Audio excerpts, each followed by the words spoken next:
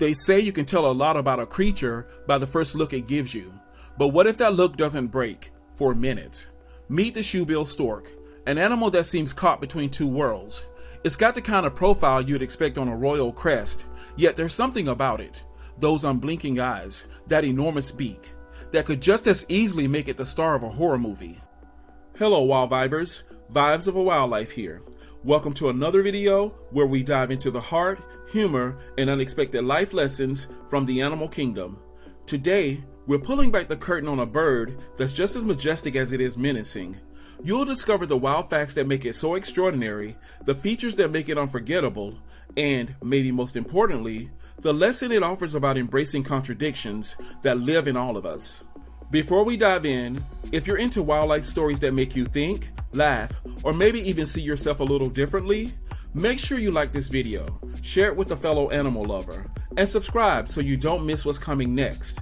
By the end, you won't just know the truth about the shoebill, you might see your own contradictions at the very thing that makes you powerful.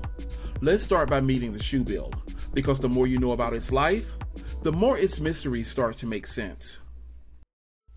Let's start with the basics, because before you can really appreciate the shoebill, you have to know where it calls home. We're talking East Africa's swamps and wetlands, lush, muddy, and buzzing with life. It's not exactly the easiest neighborhood to live in, but the shoebill is built for it. This bird owns its turf like it's got a lease signed by nature herself. And when I say bird, don't picture something you can shoo away with your hands. We're talking 5 feet tall, eye level with a middle schooler, and a wingspan that stretches over 8 feet. That's almost the length of a small car. Imagine that shadow passing over you in the marsh. You'd look up real quick. Now, the bill, the shoe and shoebill, isn't just some quirky design choice from Mother Nature. It's part clamp, part guillotine, part Swiss Army knife. It's built to grip, crush, and slice through whatever's unlucky enough to end up in front of it. And while most birds are sticking to safer menu options like seeds or small fish, the shoebill takes it up a notch. Lungfish, easy. Frogs, snack. Even baby crocodiles, because why not? So, is it dangerous? Not in the way you might think. Shoebills aren't aggressive towards humans without reason. In fact, they're usually calm, almost statuesque, if you respect their space. But step into their territory uninvited or threaten their young, and that powerful bill can become a weapon you really don't want pointed your way. It's less about being a mindless attacker and more about being a don't start none, won't be none kind of bird. And here's the thing. I know some people look at a beak like that and think, man, that's overkill. But that's the beauty of it. Nature doesn't hand out features for no reason. That bill is a shoebill's edge, the thing that makes it survive where others wouldn't last a week. And that's a reminder for the rest of us. Whatever your weird is, whatever tool you've got that people don't understand, it's there for a reason. It's not something to hide, it's something to use. And while knowing what it eats is interesting, seeing how it catches its prey, that's where things get intense. Patience is a word we throw around a lot, usually when we're telling somebody else to calm down. But for the shoebill, patience isn't just a nice personality trait, it's a survival strategy. This bird can stand perfectly still for hours, not fidgeting, not shifting its weight, not looking at its watch wondering if lunch is ever gonna happen, just still. It's almost eerie. You could walk past one and think it's a lawn ornament until it moves, and when it does, forget slow. We're talking lightning strike. 1 second it's a statue, the next it's snatching a fish, frog, or unlucky baby crocodile out of the water like it's been rehearsing that move its whole life, which, technically, it has. That massive bill we talked about earlier, this is where it earns its keep. The shoebill uses it like a medieval weapon, clamping down on slippery, wriggling prey and making sure it's not going anywhere. And let's be honest, if you've got the confidence to stare down a crocodile nursery and say, yeah, I'll take one of those, you're not exactly playing in the shallow end of the courage pool. Now, if you're picturing a bunch of shoebills lined up like fishing buddies, think again. These birds are fiercely territorial when it comes to hunting. They'll tolerate another shoebill in the general area, especially if food is plentiful.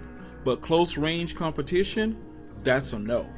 Their style works best when it's one bird, one patch of swamp, no distractions. Here's the part I find fascinating. It's not about chasing, it's about waiting for the right moment.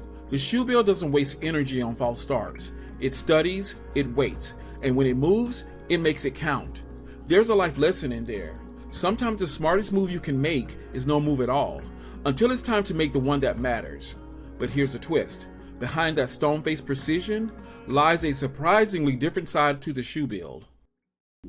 You'd think a bird with a death stare and a crocodile on its lunch menu would be all business all the time. But the shoebill, it's full of surprises. Because for all its "I could end you" energy, it can also be calm, almost gentle, especially around people who know how to respect its space. Most people don't just bump into a shoebill by accident. If you're close enough to see one in the wild, you've probably worked for it. Gliding through the swamp channels in Uganda or Zambia in a canoe, guided by someone who knows these wetlands like the back of their hand. You round a bend, and there it is, standing knee-deep in water, perfectly still, like it's been waiting just for you. Or maybe you're at a zoo or sanctuary, where the setting's more controlled, but the stare feels just as real. Either way, it's not just seeing a bird, it's being sized up by one. Then there's the bill clattering. Imagine two wooden blocks smacking together. Fast, deliberate, rhythmic. It's how they greet each other, and sometimes how they greet humans they've decided aren't a threat. You see it and think, hold on, the same bird that can snap a fish in half is basically saying hello? Yeah, that's the shoebill, fierce and oddly polite. Even in the way it moves tells you everything. Out in the open, it's slow, deliberate, almost regal, like it's making sure the world notices without having to raise its voice. But when the time comes, that slow grace flips into a split-second strike. And maybe that's what makes the shoebill so magnetic. It refuses to choose between being soft and strong. It's contradictory in the truest sense, inconsistent or opposed in character, qualities, or actions. But here's the thing. Being contradictory doesn't mean being confused. It means you have the capacity to hold opposing truths and still be whole.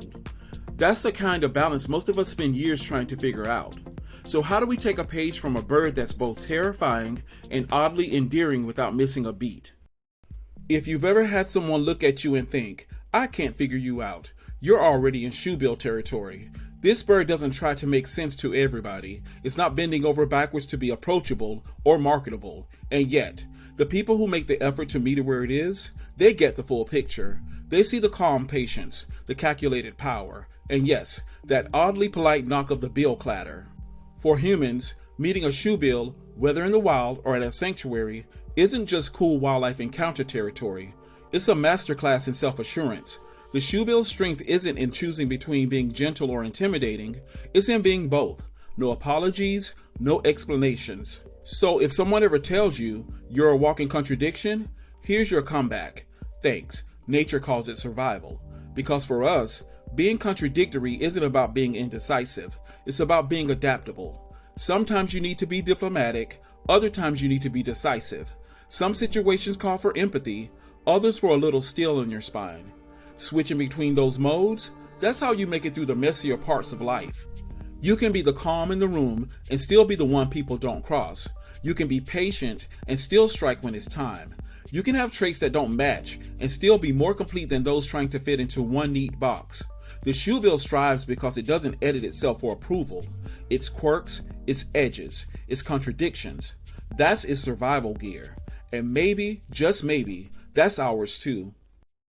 So there you have it, the Shoebill Stork, majestic enough to belong on a royal crest, menacing enough to stare down a crocodile, and mysterious enough to keep us guessing, even when we're standing right in front of it. It's living proof that contradictions aren't flaws, they're a form of resilience.